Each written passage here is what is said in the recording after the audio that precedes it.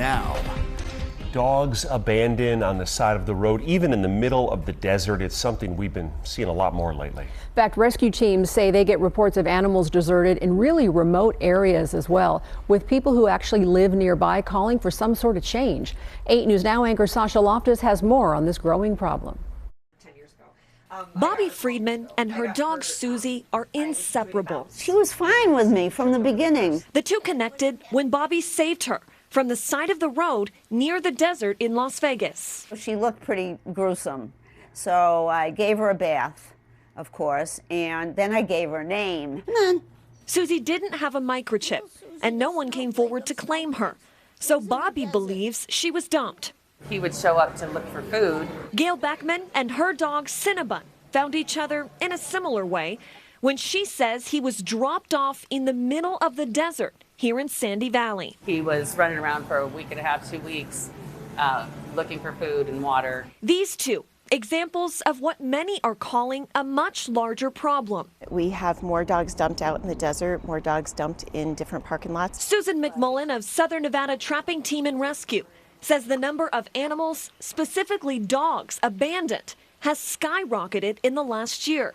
Desert areas on the outskirts of the valley, usually where they're being called out to capture these pets left scared and starving. Most of the dogs, if they've been out over 24 hours, 48 hours even, they go into flight mode, and so they're just afraid of everybody. Stephanie Salinas Bird of A Path for Paws Rescue says dozens of animals are also being driven more than an hour away and dropped here in Sandy Valley, forcing this small community to pick up the pieces. It's hard. I hate it. People come out here and they just open their doors and let their dog go. The question is, why are we seeing this happen so much more?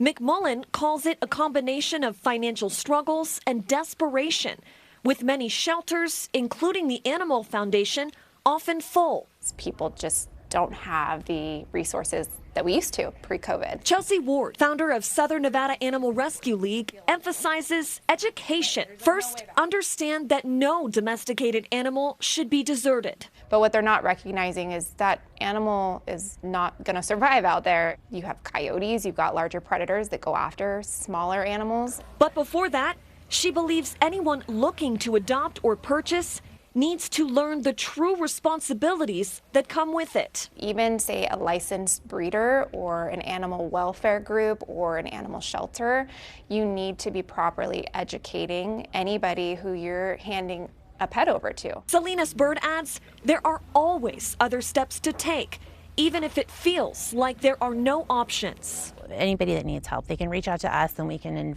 find another way. Bobby doesn't want to think of what could have happened if she didn't find Susie. It was horrible, cold, damp weather, and she wouldn't have lasted the night. While Gail tells me Cinnabon wouldn't have stood a chance with the cards he was dealt. That's a good boy. Each hoping their story serves as a reminder Because they're tiny. that every animal deserves a second chance. You have resources. You don't have to do this. Sasha Loftus, 8 News Now.